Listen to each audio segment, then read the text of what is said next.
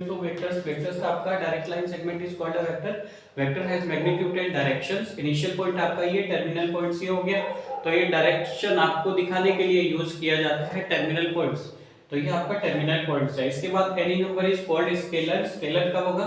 देखो वेक्टर क्या था, लाइन सेगमेंट से है और इसका मैग्नीट्यूड्स भी है और डायरेक्शंस भी है। आपका डायरेक्शंस ये एरो दिखाता है आपका किस डायरेक्शंस में जा रहा है। तो वेक्टर्स डायरेक्ट वेक्टर क्या होगा आपका? वेक्टर्स होगा a direct line segment, a vector और a vector has magnitude and directions. एक मैग्नीट्यूड्स भी होगा, इसका डायरेक्शंस भी होगा। सपोज यहां से चलना स्टार्ट हुआ तो इसका इनिशियल पॉइंट्स हो गया और किस डायरेक्शंस में जा रहा है? इस डायरेक्शंस में जा रहा है। तो ये आपका टर्मिनल पॉइंट हो गया। प्रारंभिक बिंदु और टर्मिनल, ये एरो आपको दिखाते हैं किस डायरेक्शंस में जा रहा है। Any number is called scalar. हर एक नंबर, उस नंबर को स्केलर बोलेंगे if a equal ai cap bj cap ck cap. तो अगर a की कंडीशंस आ रही है ai cap bj cap ck cap और मॉड्यूलस a निकालना होगा हमें, तो आप करेंगे under root a square plus b square plus c square. Unit vector कौन हो जाएगा? यूनिट वेक्टर होगा a vector with unit length along any vector is called a unit vector in directions of a and denoted by a cap. अगर unit vector वो होगा आपका जहां पर हमें निकालना होगा, तो a कैप हो जाएगा आपका a upon modulus a। a कौन हो गया? a आपको क्वेश्चन के अंदर गिवन होगा। मॉड्यूलस a कैसे निकालेंगे? Under root a square plus b square plus c square से।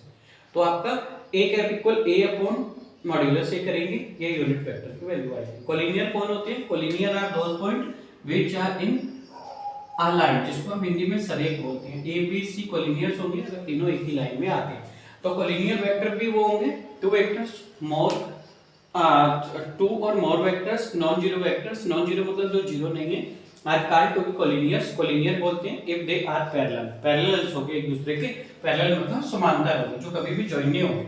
आर टू बी पैरेलल्स और if they are parallel in same lines. Two vector a and b are said to be collinear. दो vector a और b को collinear बोला जाएगा if a equal lambda b for some scalar lambda. Coplanar vector कौन होते हैं? यहां पर देखो कोलिनियर वो हो जाएगा a इक्वल लैम्डा b हमें दिखाना होगा। इसके बाद कोप्लेनर वेक्टर, थ्री और more non vectors are said to be coplanar. Coplanar तब बोला जाता है if they lie on same plane. अगर एक ही प्लेन पर, एक ही पॉइंट पर तीनों के तीनों सिचुएटेड हैं तो ये आपके कोप्लेनर हो जाएंगे। एग्जांपल करेंगे इसके तो आपकी कंडीशंस क्लियर हो जाएगी। इसके बाद लीनियर इंडिपेंडेंट होता है। इंडिपेंडेंट जो अपने आप में फ्री है, जैसे x है आपका, x आपका इंडिपेंडेंट है, किसी के साथ बाउंडेशन नहीं है। तो linear independent vectors are those vectors a b c are said to be linear independent if x y z exist such that x a cap plus y b cap plus z c cap equal 0। यहां आप ये कह सकते हैं x equal 0, y equal 0, z equal 0। तो ये था आपके कुछ बेस पॉइंट्स। अभी नेक्स्ट बेस पॉइंट और करते हैं। तो आपका vectors, unit vectors, collinear vectors, coplanars और लीनियर इंडिपेंडेंट वेक्टर्स। एक कंडीशन हम कर लेते हैं एक बार। तो वेक्टर्स आपके dependent vector, linear dependent vector, vector a b c are said to be linear. Linear बोलेंगे if there exist scalar such that, आज थ्री स्केलर्स है आपके पास x a y b z c equal 0, x y z not all 0 है। वहां पर क्या था देखो, जो डिपेंडेंट किए थे, डिपेंडेंट और इसकी कंडीशन तो सेम ही आ रही है, x a y b z c equal 0। But वहां पर आपका x भी 0 था, y भी 0 था और z भी 0 था। बट यहाँ पर आपके पास these are not all 0 at है, कोई भी इनमें से 0 नहीं है। एक पॉइंट। सेकंड पॉइंट है आपका addition of vector. Addition of vector कैसे करते हैं? जैसे b आपके पास b है और a आपके पास a है, तो देन क्या हो जाएगा? OA equal a, AB equal b। तो a plus b equal OA plus OB। आपके पास a plus b, this is a, this is b। तो a कितना था? OA, तो राइट हियर OA। b कितना था? OB, तो राइट हियर OB। तो OA प्लस AB कितना बन गया? OA प्लस AB, सीधा OB बन गया, तो राइट हियर OB। तो ये होता है वेक्टर का एडिशन यानी कि सम या जॉब। ठीक है, सेक्शन फार्मूला देखते हैं। सेक्शन फार्मूला, फार्मूलों का कलेक्शन बनाते रहिए, नोट करते रहिए। फार्मूलों का कलेक्शन होगा, रिवाइज करने में इजी रहेगा और आपके स्ट्रांग होंगे। तो एक बार लिखकर को लर्न करना, उनको फिर से रिपीट करना, फिर से राइट करना, वो आपका इंपॉर्टेंट पॉइंट होता है। Section formula, a and b two points, a और b दो पॉइंट्स होते हैं with the position vector a and b which divide ab in the ratio of m ratio n। तो position vector of p equal mb plus na upon m plus n होता है। तो यहाँ पर क्या होगा? a और b आपके पॉइंट्स होंगे।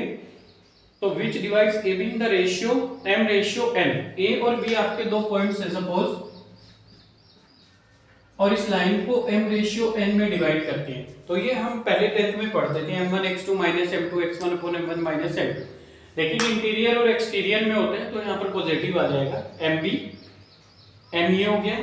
क्या करते थे हम वहाँ फार्मूला यूज, वहां पर करते थे m1x2 m2 x1 upon m1 m2, और ये आपका आता था m1 आपका रेशियो, m2 आपका रेशियो, x1 और y1 x2 y2 पॉइंट्स होते थे। तो यहाँ पर आपको करना है mb plus na upon m plus n। इसमें भी दो कंडीशंस आएंगी, तो अभी नेक्स्ट करेंगे तो क्लियर हो जाएगा, प्लस का लेना है माइनस का लेना है। तो दोनों टाइप के क्वेश्चंस मिलेंगे आपको, कुछ एक्स्ट्रा एग्जांपल करवाएंगे। Components of vector, components of vector क्या होता है, a equal a1 i cap plus a2 j cap plus a3 k cap है, तो we can say that a along x axis y axis and z axis are a1 a2 and a3।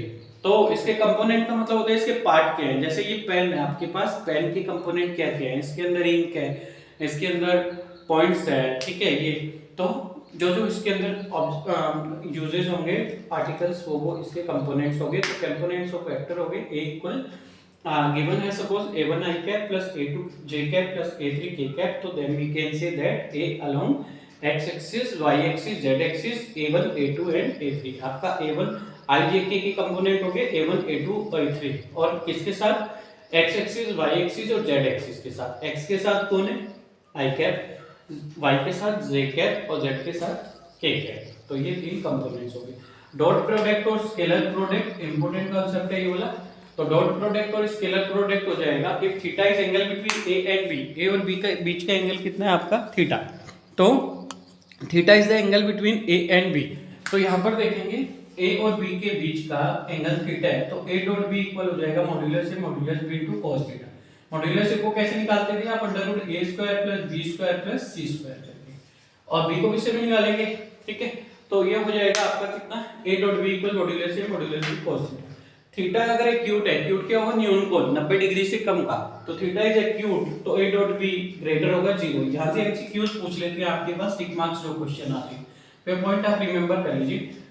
Theta आपका acute है तो A dot B आपका greater than 0 होगा, और theta is obtuse 90 degree से ज्यादा है, then A dot B is greater than 0।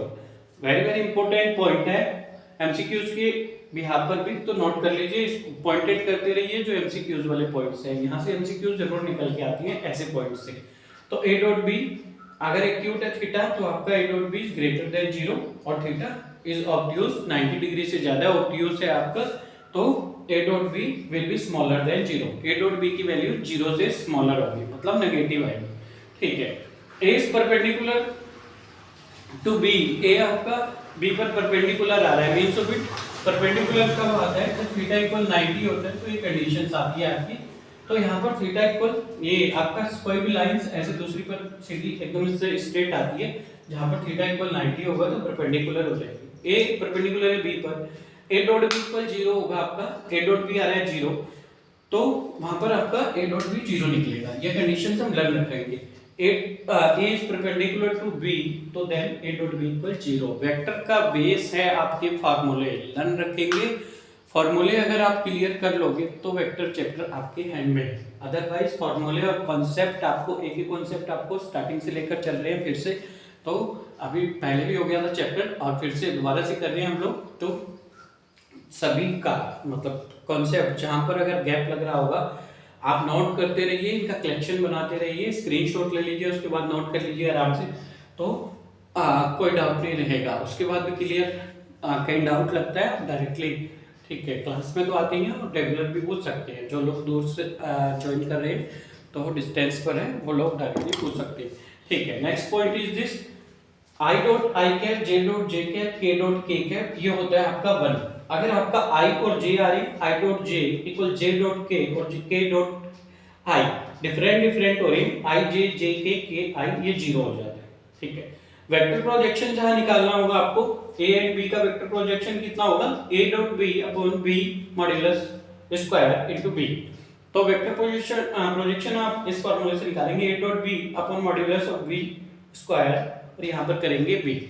तो ये था कुछ और फार्मूलों का कलेक्शन, लीनियर डिपेंडेंट आपने इसमें देखा, एडिशन ऑफ वेक्टर देखा आपने, सेक्शन फार्मूला देखा, कंपोनेंट्स ऑफ वेक्टर्स देखे, डॉट प्रोडक्ट देखे आपने, और ये फार्मूले यहाँ से ये वाले ज्यादा यूजेबल हैं आपके इस चैप्टर्स में और जहां से ज्यादा क्वेश्चंस आते हैं। इसमें से 2 क्वेश्चंस निकाले आपके लिए जो एमसी कहीं नहीं मिलेंगे इतने डीपली पॉइंट्स और ए टू जेड आपके फार्मूले क्लियर किए और चैप्टर बहुत ही स्ट्रांग हो जाएगा in case all selections will be.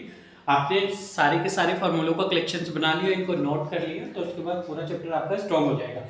Next point is this, if a force F is displaced a particle from a point A to B, then the work done by force is equal to F dot AB। Dot और cross में difference में आप remember रखेंगे, दोनों के अलग अलग फार्मूले हैं डॉट और क्रॉस, तो दोनों के लिए प्रॉपर्टीज भी अलग अलग है और वैल्यूज भी अलग अलग है। आपके पास if a force F displaces a particles from point A to point B, then work done by the force F dot AB। A dot B आपका B डॉट A होता है, A dot B plus C equal A plus B dot A plus A dot C। आपके पास A dot A होगा that is modulus A square, और इसको A square लिख सकते हैं where A represent magnitude of vector A। A किसको represent करता है? A रिप्रेजेंट करता है magnitude of vector A। ABC होंगे यहाँ पर A plus B dot A minus B है, तो we can write it A square minus B square where A and B represent the magnitude of A and B। A और B क्या represent करती हैं आपका magnitude of A and B. तो इतना formula था आपके पास, ए डॉट बी को आप बी डॉट ए लिखेंगे, A dot B plus C है, A dot B plus A dot C हो जाएगा, A dot A equal A square magnitude equal A square हो जाएगा where A represent magnitude of vector A. ठीक है, ये modulus A square हो गया आपका। A plus B dot A minus B equal A square minus B square where A and B are represent the magnitude of A and B. Cross product पर आते हैं, ठीक है, क्रॉस प्रोडक्ट चेक करते हैं। क्रॉस प्रोडक्ट है तो cross sign use होगा यहाँ पर। If theta is angle between A and B, theta आपका ए और बी के बीच का एंगल है, then A cross B equal A at A to B sine theta N cap where N cap is the unit vector perpendicular to A and B. जहां पर आपका N cap एक unit vector है जो ए और B के perpendicular है। A unit vector perpendicular to both A and B, एक यूनिट वेक्टर है जो दोनों के कंडीशंस, इसके कंडीशंस आपको थर्ड एक्सरसाइज में मिलेंगे क्वेश्चंस। एक यूनिट वेक्टर है जो A और B दोनों के परपेंडिकुलर है, unit vector perpendicular to both A and B, then n cap आपका कितना हो जाएगा A cross B upon modulus of A cross B। ठीक है, एरिया ऑफ पैरेललोग्राम निकालना होगा, वहां क्रॉस का फार्मूला यूज करेंगे A क्रॉस B अगर उसकी साइड्स A and B हैं। Area of parallelograms with diagonals A and B 1/2 modulus A cross B करेंगे। एरिया ऑफ क्वाड्रिलेटरल ABCD है 1/2 मॉड्यूलस AC क्रॉस BD करेंगे। एरिया ऑफ ABC है triangle, तो 1/2 AB cross AC करेंगे modulus में। और A is perpendicular to AB, then A cross B आप 0 लेते हैं इक्वल। ये कंडीशंस अगर A is parallel to B दिया हुआ है क्वेश्चन के अंदर, A cross B is equal to 0। Next important है ये फार्मूला, आप रिमेंबर रखेंगे इसको। If a equal a1 i cap plus a2 j cap plus a3 k cap और b equal b1 i cap plus b2 j cap plus b3 k cap, तो a cross b कितना हो जाता है आपका? a cross b होता है i j k a1 a2 a3 b1 b2 b3। देखो i j k लिखा आपने, i j k तो आपके हैं ही वेक्टर्स, इधर a1 ये इसको रिप्रेजेंट करते हैं a1 a2 a3 b1 b2 और b3। तो a क्रॉस b की वैल्यू ऐसे निकालते हैं जहां पर ये कंडीशंस आपको क्वेश्चन के अंदर दिया होगा, मतलब ऐसे दिया होगा क्वेश्चन में 5i cap plus 6j cap plus 3k cap a equal b equal this, तो आप a क्रॉस b फाइंड करो या हमें करना होगा कुछ कंडीशंस के बेस पर, तो आपको क्लियर हो जाएगा जैसे जैसे हम आगे बढ़ते जाएंगे। तो i j k है a1 a2 a3 b1 b2 b3, a cross b cross a के इक्वल होता है, ये कंडीशन ध्यान रखेंगे। आपके पास a क्रॉस ब्रैकेट में b प्लस c है, तो a cross b plus a cross c हो जाएगा और a क्रॉस a आपका कितना होता है 0 होता है। ठीक है, अगर i क्रॉस j हमारे पास i डॉट i, देखो यहाँ पर प्रॉपर्टी दोनों की डिफरेंट है, i डॉट j कितना होता था 0 होता था, i डॉट i 1 होता था, यहाँ i dot j equal k होगा, j dot k equal i होगा और k dot i equal j।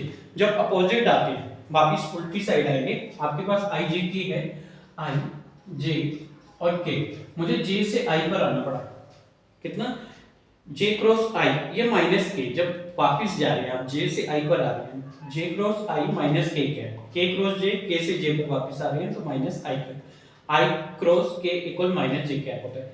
I cross आई आपका 0 होगा, जे क्रॉस जे आपका 0 होगा, के क्रॉस के आपका 0 होगा। वेक्टर मोमेंटम ऑफ टोर आपका दिया था, टोर m is the force F acting at a point, then P is equal to कितना होगा आपका m इक्वल एक पॉइंट P पर है तो आपका m equal P A cross F होगा। तो ये थे आपके पॉइंट्स फॉर्मूले। और अब स्टार्ट करते हैं एक्सरसाइज। ये अगर आपने स्ट्रॉन्ग कर लिए, एक बार इनको नोट कीजिए, इनको समझिए, एनी डाउट सेंड में डायरेक्ट एक बार सेंड कर दीजिए।